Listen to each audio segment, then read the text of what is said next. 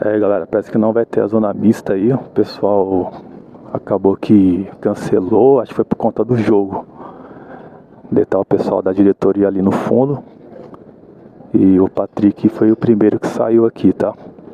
Aparentemente não vai ter. Tinha um pessoal aqui posicionado para fazer a coletiva. E o pessoal falou que não vai ter mais. Aí já tá vindo o Rogério Ceni e o assessor dele. O Rogério tá indo pra coletiva agora, tá?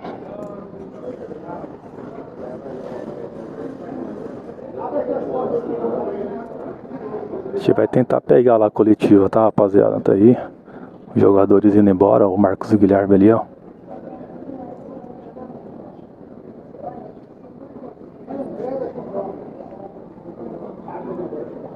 Luciano, Júlio Casares.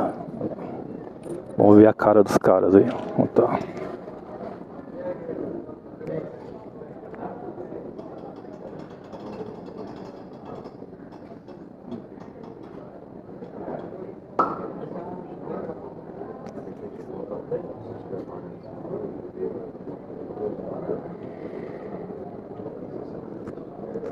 Júlio Casares acenou pra gente aí. O André Anderson.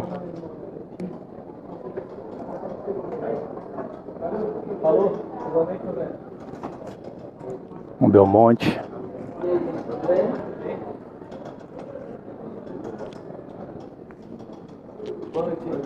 O Belmonte fingiu que não conhece a gente.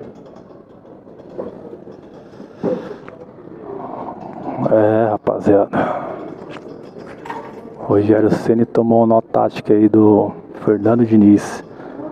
Ver se vem mais alguém aí. Vamos ver. Os caras não querem falar não, né? Todo mundo passou quietinho. O Belmonte tá ali ainda. Júlio Casares, ó.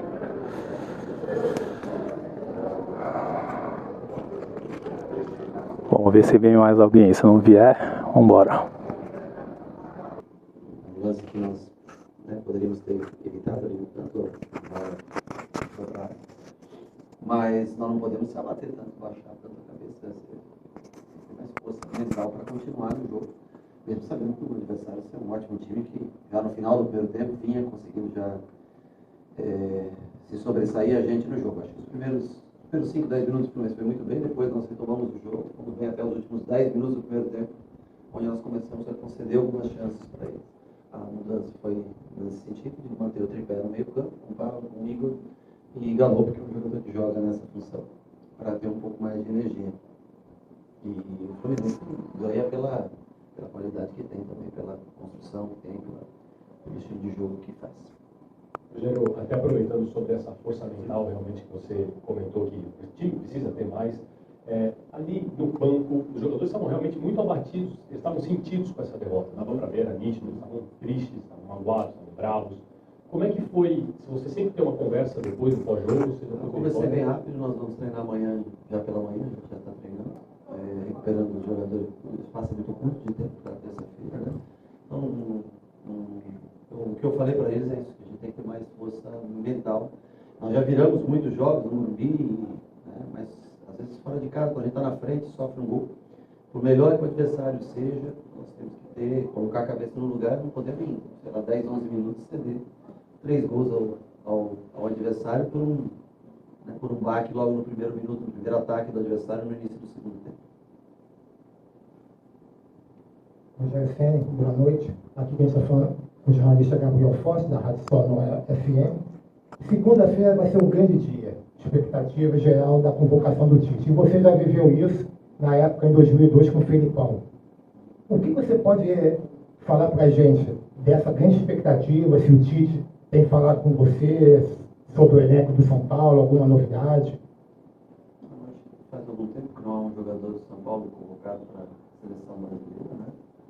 Não tenho, infelizmente, falado com o Tite, mas acho que também não tenho atleta em observação, a princípio que eu saiba, que possa estar presente ou numa pré-lista, né, de convocados, mas o que fica a torcida para que a seleção brasileira faça uma grande Copa do Mundo, possa trazer mais um título para o Brasil. Rogério, você falou bastante da força mental, né? E a gente viu que esse time ele teve duas grandes decepções, que foi a final do Paulistão e depois a final da Copa Sul-Americana, em dois jogos que a gente viu que o mental abalou muito. Como você, Rogério Ceni, vai conseguir agora, num jogo contra o Inter, que se torna, dependendo dos resultados de América e de Fortaleza hoje, pode ser muito decisivo, como trabalhar a cabeça desse elenco, que já tem 12 jogadores aí lesionados, né? 11 lesionados e mais o Rafinha agora. Como trabalhar esse elenco, sendo que já tiveram duas grandes decepções nesse ano? Não tem agora o que fazer em 6 dias, você fazer uma mudança drástica. Nós temos que contar com o Morumbi primeiro para sobreviver à última rodada, que é vencer o Internacional e estar vindo para a última rodada diante do Goiás. E com relação aos outros, a América joga hoje, que o Fortaleza joga amanhã, se não me engano. Isso é forte do nosso controle, não é o que fazer. O que nós podemos fazer dentro do campo. Fizemos um bom primeiro tempo bem competitivo, com muitas oportunidades claras de gol. Já no segundo, nós fomos caindo de rendimento. Eu acho que muito, como eu falo para você, além da parte física, talvez a parte psicológica. A parte física, que são jogadores que vêm jogando constantemente, né? Não tem um número tão grande de trocas específicas para funções. E psicologicamente, porque se abate, às vezes, por um erro, um gol sofrido. Você hoje perdeu mais um lateral direito, agora por uma expulsão. Você teve que improvisar já hoje no Reinaldo. O que você imagina para o próximo jogo? Eu tenho que aproveitar a noite, começar a pensar amanhã, né? Não dá para... não sei dizer. Hoje eu não sei dizer para você, mas nós vamos encontrar uma solução, sem dúvida, até terça-feira. Pode não ser a dos sonhos, ideal, né? Porque são improvisações, mas nós temos que encontrar alguém que tenha um número de características para executar, seja em linha de 3, seja em linha de 4, para executar a função. Hoje, não sei porque Igor, no princípio, não volta, Moreira é certeza que não volta e Rafinha é certeza que não joga, né? Então, aí temos que pensar um pouquinho, temos um pouquinho de tempo para terça-feira.